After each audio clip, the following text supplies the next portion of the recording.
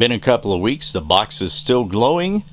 Been using it to disinfect masks, mail, groceries, all kinds of things, and seems to be working quite well. What I did on the inside of the box so far is I did add these little hooks here, here, here, and here to hang the little respirator or breathing masks on, so these things get cleaned up quite well. What I have had to do is restick this, and for some reason the initial stickers on little sticky spots on this side did not work.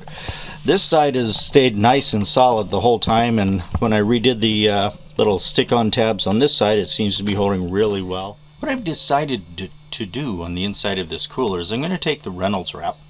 I haven't put it in before because the white on the inside of the cooler I thought was reflecting the light very well, the UVC light, and it does appear to do so. But I want to see if I can make this any more efficient. So in the Reynolds wrap you have a dull side and a shiny side. And I want to stick the dull side to the white of the cooler and have the shiny side reflecting out.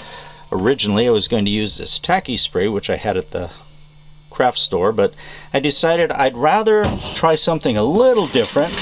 I have this roll of silver tape, which I use to fix the exhaust vent on the dryer. So I'm going to use the silver tape to tape the aluminum foil in place. So I started by taking a piece of one long sheet of aluminum foil and bringing it up the sides on each edge.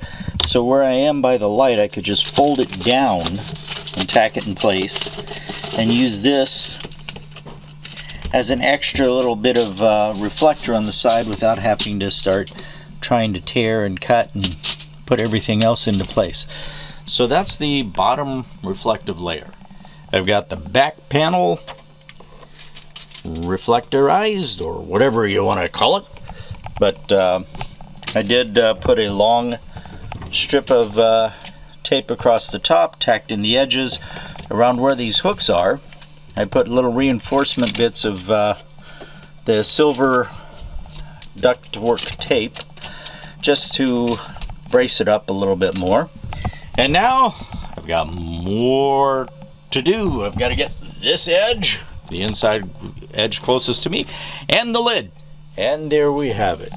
One nicely reflectorized UVC box with the aluminum foil, the Reynolds wrap shiny side, reflector side facing inward. I deliberately left these little white triangles on the top above the UVC lights because I'm just curious if the UVC light is going to turn the white plastic yellow or what it will do to it. But in the interim, now I've got my reflective foil, my little risers, so the light can bounce down underneath them and get up under any packages, and the UVC reflector is ready to reflect. And what I did in part 2 was actually mix different bases in with the alcohol that we'd concentrated, the 50% to 70% plus.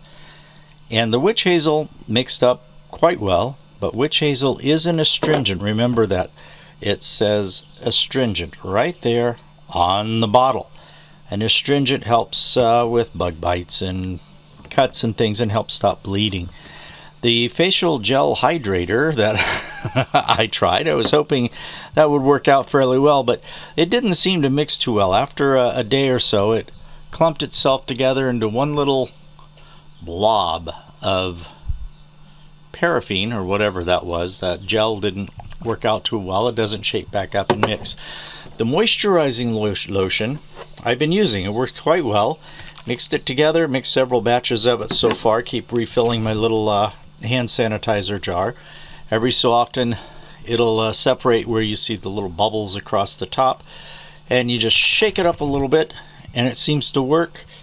The hand sanitizer, yeah, my choice seems to be going with the moisturizer lotion at the moment. But that's an update, so that's all I've got for you at this point in time. Be safe, have fun.